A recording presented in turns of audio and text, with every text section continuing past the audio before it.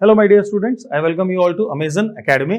आज मैं इलेक्ट्रोस्टैटिक्स से एक बहुत इंपॉर्टेंट ट्रिक लेकर आया हूं, trick to write charge distribution on parallel conducting plates. तो कंडक्टिंग प्लेट्स अगर आपस में पैरेलल हो, इक्वल डिस्टेंस पर हो या अनइक्वल डिस्टेंस पर हो, अगर दो से ज्यादा प्लेट्स हो तो ऐसा भी हो सकता है अनइक्वल डिस्टेंस पर हो, ऐसा भी हो सकता है इक्वल डिस्टेंस पर हो। और अगर एक, दो या कई सारी प्लेट्स को अगर हम कोई चार्ज दे दें तो उनका चार्ज डिस्ट्रीब्यूशन कैसा होता है अंडर डिफरेंट डिफरेंट सिचुएशंस, उस पर हम बात करने वाले हैं इस ट्रिक में। तो बहुत ज्यादा क्वेश्चन इधर से पूछे जाते हैं और काफी इंपॉर्टेंट एरिया है, बहुत ध्यान से इस वीडियो को देखना, तो आपको एग्जाम में कम से कम एक क्वेश्चन का फायदा 100% होगा, ये मैं आपको अभी से बता सकता हूं। तो आइए फटाफट से शुरू करें।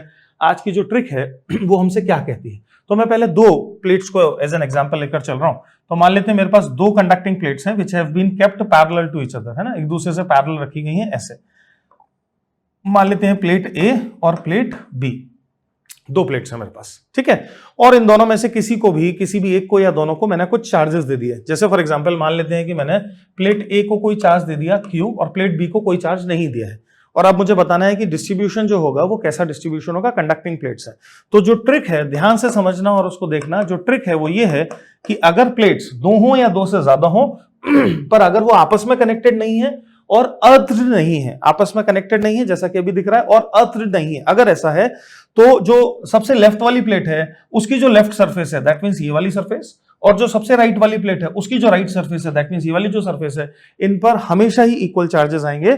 और इतना ही नहीं, उन चार्जेस का जो मैग्नीट्यूड होगा that would always be equal to sum of charges on all the plates divided by 2। जैसे फॉर एग्जांपल इस एग्जांपल में ए पर चार्ज है Q और बी पर कोई चार्ज नहीं है, हेंस सम ऑफ चार्ज कितना हो गया Q, उसको हाफ कर दिया Q/2। तो इस प्लेट पर चार्ज आएगा प्लस का Q/2, इस प्लेट पर भी चार्ज आएगा प्लस का Q/2, और रिमेनिंग चार्ज डिस्ट्रीब्यूशन बाकी सरफेसेस पर हम अब कर पाएंगे कैसे। ए पर टोटल चार्ज था Q, जिसमें से इधर आ गया प्लस का Q/2, तो ए की जो राइट वाली सरफेस है उस पर कितना चार्ज आएगा प्लस का Q/2, so that sum total Q बन जाए। अच्छा, अब ए के सामने वाला जो बी का जो सरफेस है उस पर माइनस Q/2 चार्ज आएगा इंडक्शन के कारण, hence minus Q/2 charge, hence इधर माइनस Q/2, ये प्लस Q/2 मिलकर हो गया 0 क्योंकि बी न्यूट्रल थी, हेंस ये हो गया फाइनल डिस्ट्रीब्यूशन ए और बी प्लेट्स का। ये तो मैंने अभी आपको दो प्लेट्स के लिए बताया। अब मैं 3 भी ले सकता हूं, 4 भी ले सकता हूं, कितना भी ले सकता हूं। तो एक और एग्जांपल ले लेते हैं। मान लेते हैं कि अब की बार ये एक प्लेट है ए, ये दूसरी प्लेट है लेट अस इमेजिन बी, और ये कोई तीसरी प्लेट है लेट अस इमेजिन सी। तो 3 प्लेट्स हैं ए, बी और सी, ऐसा कुछ। And let us imagine A has been given from outside a charge of plus Q, and let us say B has been given from outside a charge of minus Q and C has been given from outside a charge of minus 2Q. Let's say question कह रहा है कि find the distribution of charges on all these 6 surfaces 1 2 3 4 5 6. Again I will be using my trick. Trick क्या कहेगी? Trick कहेगी कि ए की जो लेफ्ट मोस्ट सरफेस है और सी की जो राइट मोस्ट सरफेस है उस पे चार्जेस इक्वल होंगे, राइट, और उनका जो मैग्नीट्यूड है वो सम टोटल बाय 2 होगा। तो पहले तो जरा सम टोटल कर ले, plus Q minus two Q, तो सम टोटल माइनस 2Q, उसका हाफ मतलब माइनस Q। हेंस इस सरफेस पर जो चार्ज आएगा that would be minus Q, and likewise इस सरफेस पर जो चार्ज आएगा that would be again minus Q। Hence A की लेफ्ट वाली जो सरफेस है उस पर नेगेटिव चार्ज होगा माइनस Q का। ए को टोटल चार्ज आपने कितना दिया था? Plus Q। हेंस ए की जो राइट सरफेस होगी, ये वाली सरफेस होगी, इस सरफेस पर कितना चार्ज होना चाहिए? प्लस का 2Q, so that plus 2Q minus Q मिलकर Q बन जाए। ए पर टोटल चार्ज Q था। अच्छा जी, बी पर आ जाते हैं। बी की जो लेफ्ट सरफेस है, क्या उस लेफ्ट सरफेस पर इंडक्शन के कारण माइनस 2Q चार्ज आएगा? बिल्कुल आएगा। और बी पर टोटल चार्ज कितना है? Minus Q। हेंस बी की राइट वाली सरफेस पर कितना चार्ज आ जाएगा? प्लस Q, जो कि इस प्रकार से डिस्ट्रीब्यूटेड हो जाएगा, so that plus Q minus 2Q मिलकर माइनस Q बन जाए। अच्छा जी, अब सी की जो लेफ्ट वाली सरफेस है उस पर क्या इंडक्शन के कारण माइनस Q का चार्ज आएगा, और इधर माइनस Q पहले से ही हमने समझ लिया था, ये माइनस Q और ये माइनस Q मिलकर बन गया कितना? Minus 2Q। क्या हम देख पा रहे हैं? करेक्ट है? क्या ये ट्रिक काम कर रही है? ये ट्रिक काम कर रही है। ये ट्रिक कब फेल हो जाएगी? ये ट्रिक तब फेल हो जाएगी जब जो बॉडीज हैं उनको या तो हम आपस में किसी वायर से जोड़ दें, जैसे फॉर एग्जांपल इसी क्वेश्चन में अगर मैं ए और सी को वायर से जोड़ देता तब ये काम नहीं करेगी, और दूसरा अगर मैं किसी प्लेट को अर्थ कर दूं तब ये काम नहीं करेगी, है ना। हेंस अगर हमने वायर से जोड़ दिया है या हमने अर्थ कर दिया है, ऐसी परिस्थिति में हम क्या करेंगे वो भी हम यहीं पर समझ लेंगे, वो हमारी ट्रिक का सेकंड पार्ट बनेगा। तो first part I hope everyone is very clear. First part is very easy, और इस पर हम देखते ही क्वेश्चंस कर सकते हैं, चाहे कितनी पैरेलल प्लेट्स आप मुझे दे दो, मैं charge distribution with in fraction of seconds ऐसे चुटकी बजा के निकाल सकता हूं। हेंस बहुत यूजफुल है ये ट्रिक। ठीक है जी। अब इसी ट्रिक का जो सेकंड पार्ट है उसको जरा देखें, उन सिचुएशंस में बात करें जिन सिचुएशंस में मान लेते हैं कि कुछ वायर्स वगैरह कनेक्टेड हैं, प्लेट्स को आपस में कनेक्ट कर दिया। जैसे मान लेते हैं कि ये सपोज ए, बी और सी, ये 3 प्लेट्स हैं और इनको आपस में मैंने इस तरह से कनेक्ट कर दिया, समथिंग लाइक दिस। ठीक है, तो let us imagine this is A, this is B and this is C and it has been connected something like this. ठीक है भाई, अच्छा जी। एंड लेट अस इमेजिन इन दोनों के बीच में जो गैप है दैट इज डी, और इन दोनों के बीच में जो गैप है late us imagine that is d/2, let's say. And only B has been given a charge of plus Q. Only B has been given a charge of plus Q. और अब वो आपसे पूछ रहा है कि बताओ क्या डिस्ट्रीब्यूशन होगा, कैसा होगा, क्या सिचुएशन होगी, बता दीजिए। तो किस तरह से इसको डिस्ट्रीब्यूट करें, तो जरा समझना। तो मान लेते हैं कि B के राइट वाली साइड में कोई चार्ज आ गया X, तो B की लेफ्ट वाली तरफ कितना चार्ज आ जाएगा, Q minus X, obviously total charges Q।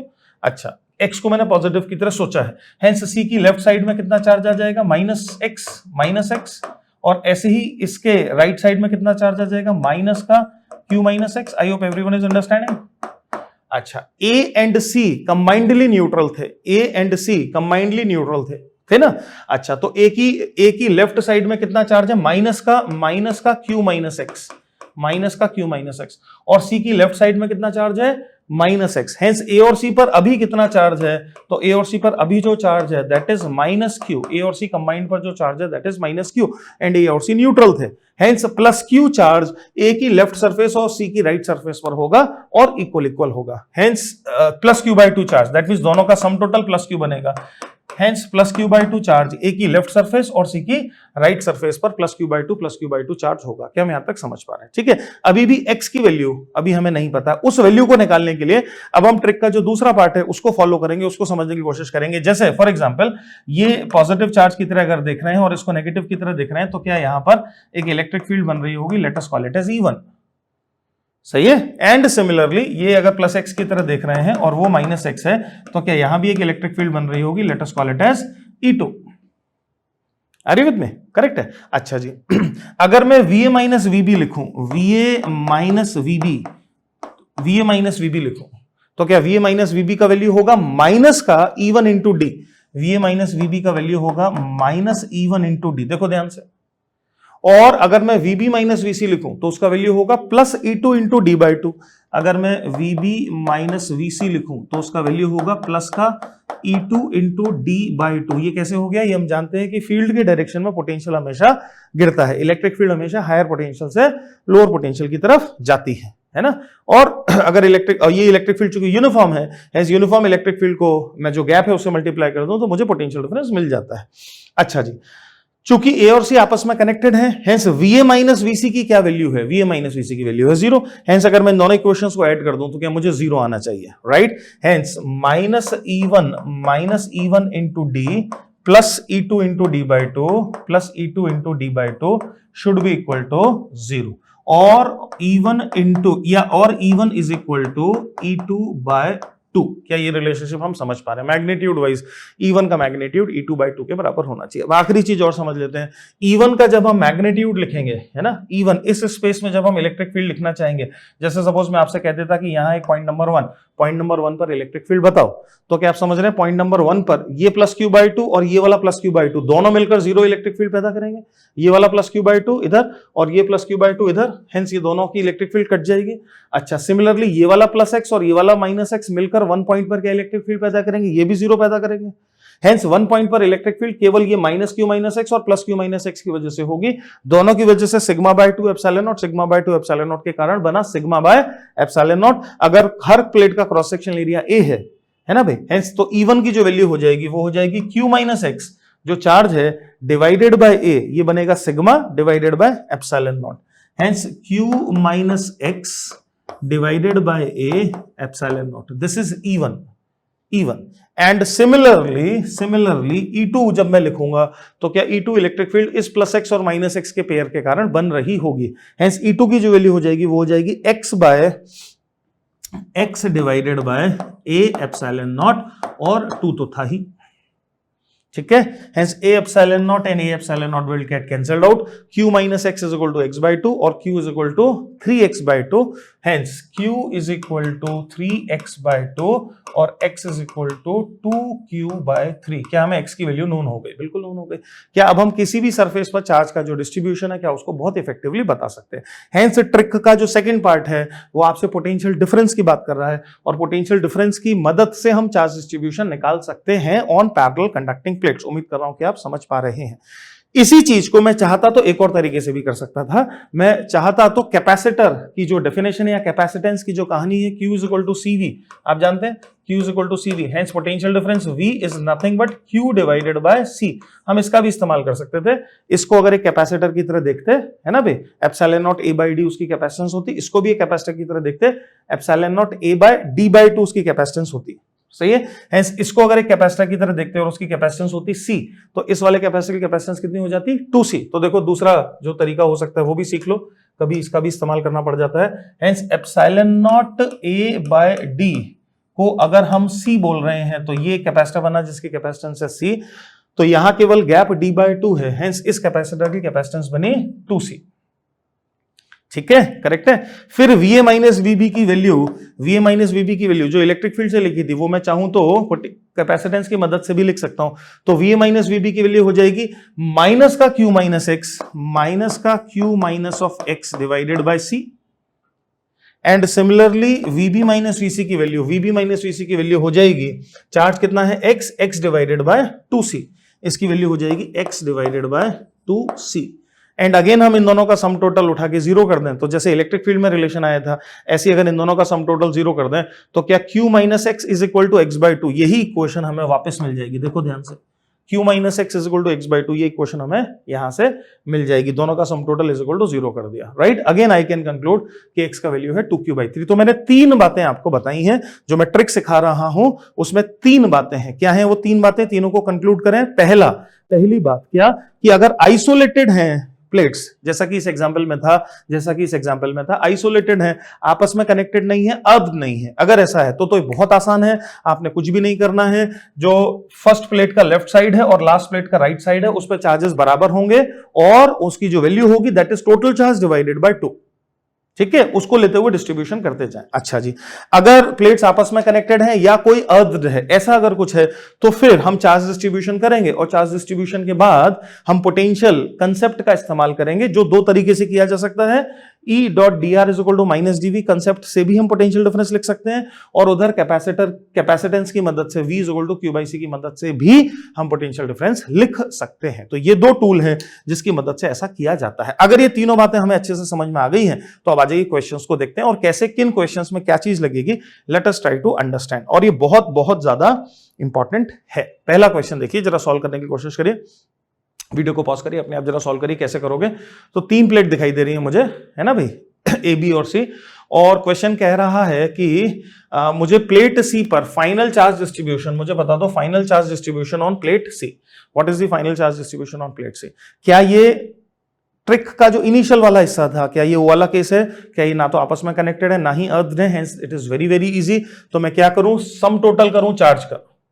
तो जरा चार्ज का सम टोटल करो, -5q प्लस 10q और प्लस q, कितना हो गया 6q, उसको कर दूं हाफ, कितना हो गया 3q। हेंस क्या A की लेफ्ट साइड पर आ गया प्लस का 3q और C की भी राइट साइड पर आ गया प्लस का 3q। ठीक है भाई, करेक्ट है। क्वेश्चन ने केवल आपसे C का पूछा है, हेंस C पर टोटल 10q है, इधर 3q चला गया तो इस तरफ कितना आया 7q। हेंस C की लेफ्ट प्लेट पर 7q और राइट प्लेट पर 3q। ठीक है, इतना ही क्वेश्चन ने पूछा था। दो हम चाहें तो पूरा डिस्ट्रीब्यूशन भी कर सकते हैं। देखो इधर 3q आ गया, टोटल q था, तो इस सरफेस पर कितना चार्ज आ जाएगा -2q। अच्छा, तो फिर B की लेफ्ट सरफेस पर कितना चार्ज आ जाएगा प्लस का 2q और B पर टोटल चार्ज था -5q।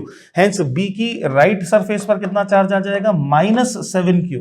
सो दैट -7q और प्लस 2q -5q हो जाए। अब देखो ये -7q सामने +7q और उधर 3q, हो गया खत्म, राइट। हेंस राइट आंसर क्या बन गया? राइट आंसर बन गया इसका C, 7q on the inner surface and 3q on the outer surface. C का क्वेश्चन ने डिस्ट्रीब्यूशन पूछा था। आइए अगला क्वेश्चन देखिए।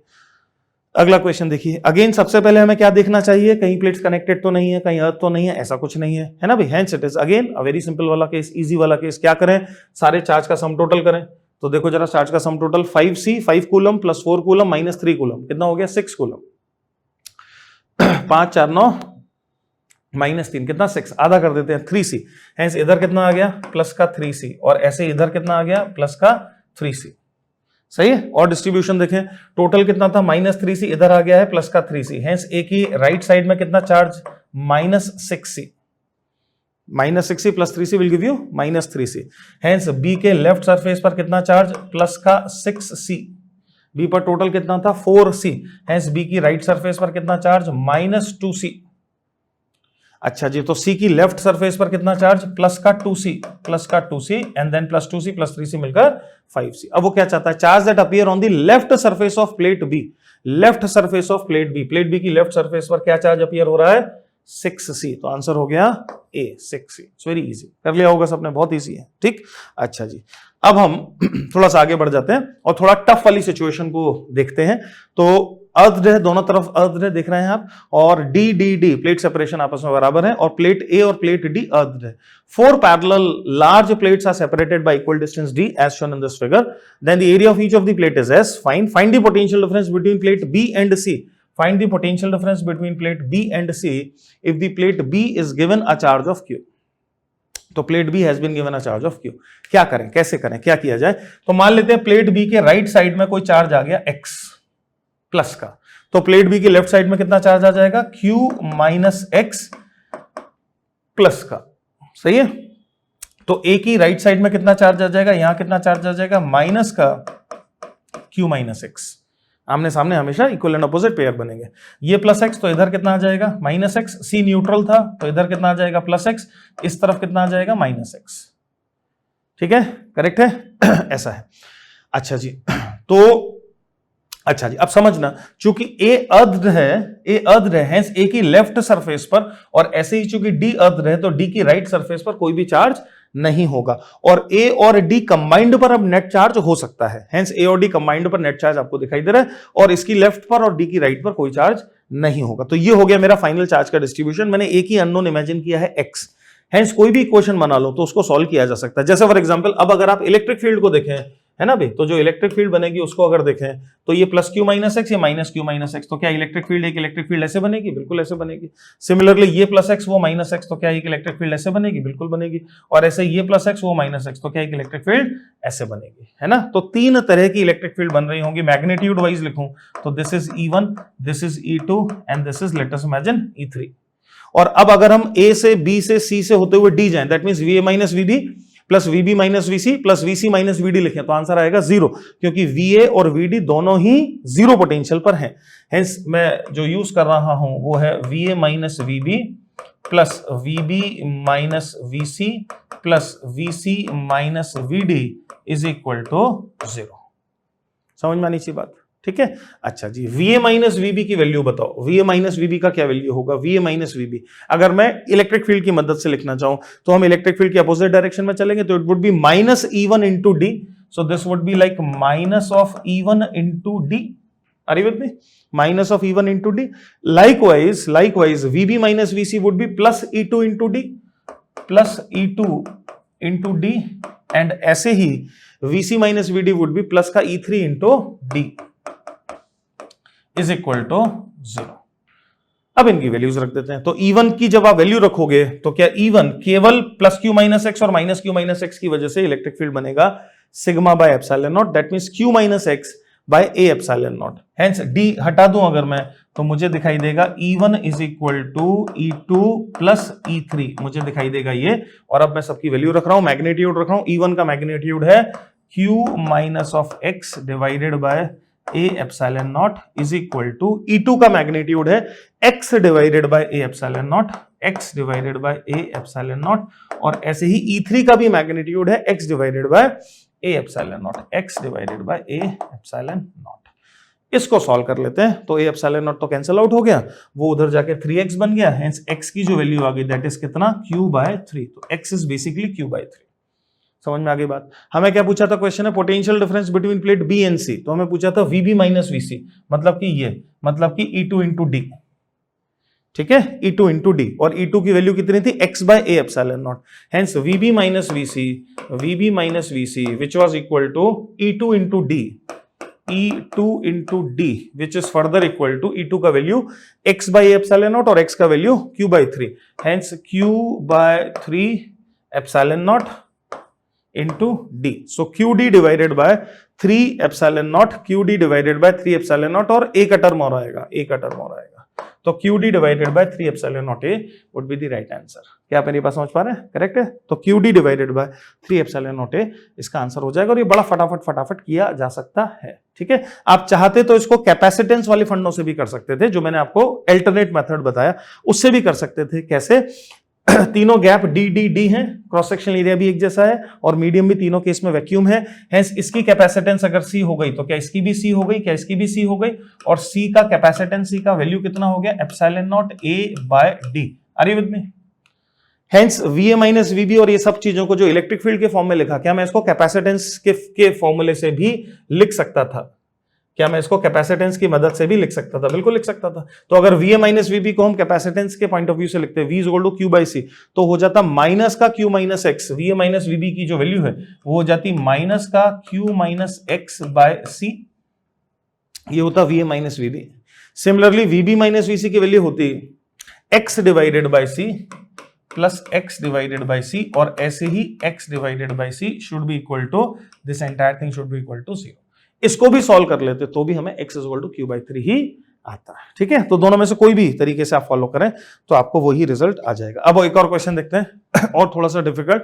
तो अब हमने क्या कर दिया, प्लेट 1 और प्लेट 4 को आपस में कनेक्ट कर दिया है। इतना ही नहीं, प्लेट्स के बीच सेपरेशन भी इधर d इधर 2d और उधर d ऐसा कर दिया है, और प्लेट नंबर 2 को कोई चार्ज दे दिया है क्यों, ठीक है जी। क्वेश्चन आपसे पूछ रहा है what is the charge appearing on the right side of plate 3। What is the charge appearing on right side of plate 3? Plate 3 के राइट साइड में मान लेते हैं x चार्ज अपीयर होता है, तो प्लेट 3 न्यूट्रल थी, लेफ्ट साइड में कितना हो जाएगा माइनस x, तो प्लेट 2 के राइट साइड में कितना आएगा प्लस x। प्लेट 2 पर टोटल चार्ज q था, तो इस तरफ कितना आ जाएगा q माइनस x प्लस का।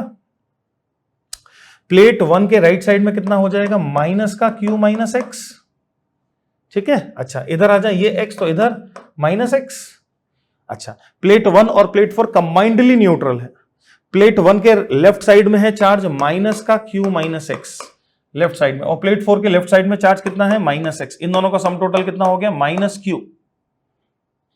हेंस प्लेट 1 और प्लेट 4 की बाकी जो रिमेनिंग साइड्स हैं इन दोनों पर सम टोटल q होगा, वो भी हाफ हाफ। हेंस इधर हो गया प्लस का q बाय 2 और इधर हो गया प्लस का q बाय 2। ये तो हो गया डिस्ट्रीब्यूशन। मैंने केवल एक अननोन लिया है x, और उस x की वैल्यू को निकालने के लिए फिर हम एक काम कर सकते हैं, v1 minus V two plus v2 minus v3 plus v3 minus v4 लिख के उसको 0 कर दें, क्योंकि 1 and 4 are at the same potential. Are you with me? Hence v1 minus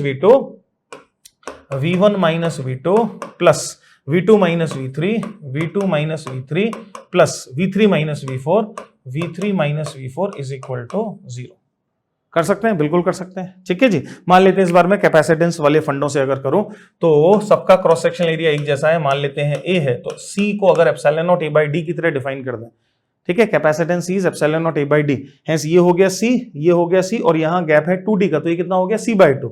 hence इसका कैपेसिटेंस बना C बाई 2, इसका कैपेसिटेंस बना C, और इसका कैपेसिटेंस बना C। आर यू विद मी?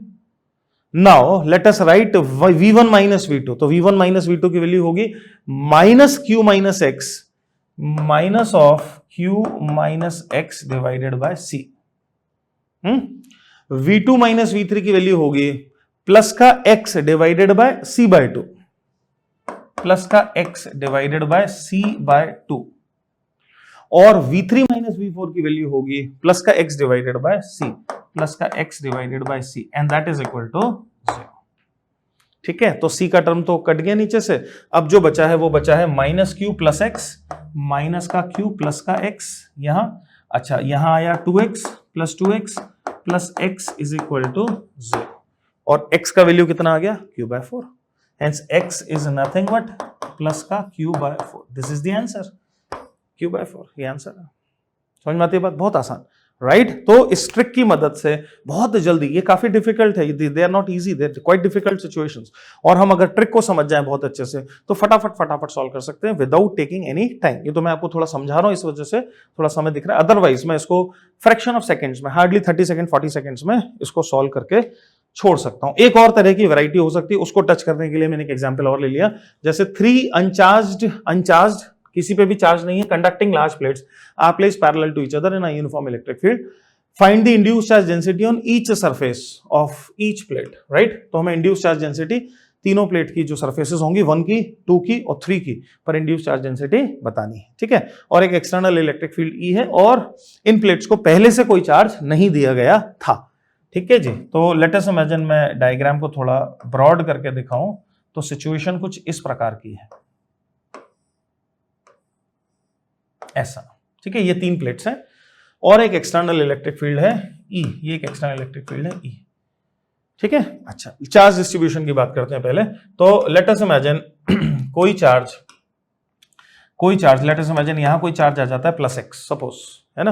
तो फर्स्ट वाली प्लेट की राइट वाली सरफेस पर कोई चार्ज आ जाता है +x, तो चूंकि वो न्यूट्रल थी तो क्या लेफ्ट सरफेस पर चार्ज आ जाएगा -x, क्योंकि प्लेटें तो न्यूट्रल थी। सिमिलरली प्लेट 1 तो न्यूट्रल थी, प्लेट 2 की बात करें तो इस सरफेस पर ऑब्वियसली जो चार्ज आ जाएगा that would be like -x, और इस सरफेस पर जो चार्ज आ जाएगा that would be like plus का x।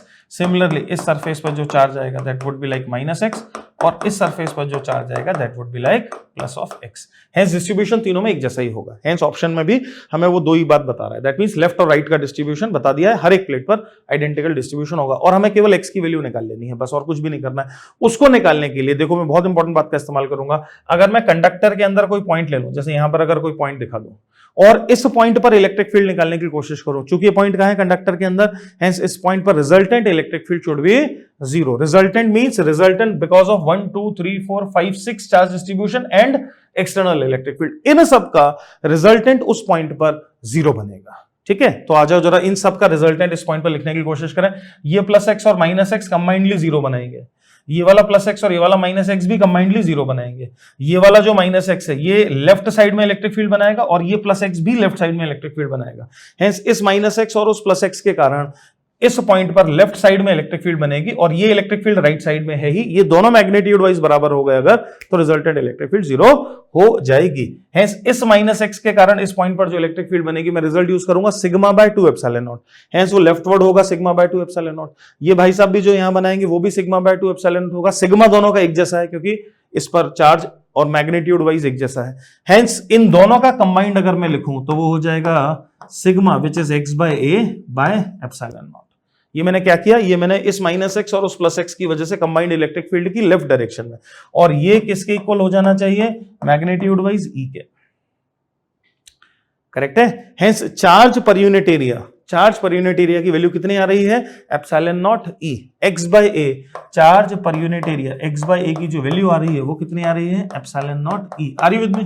हेंस कोई मुझसे पूछे प्लेट 1 पर चार्ज पर यूनिट एरिया क्या है, तो लेफ्ट साइड में -ε0 e और राइट साइड में +ε0 e, ε0 e एप्सिलॉन।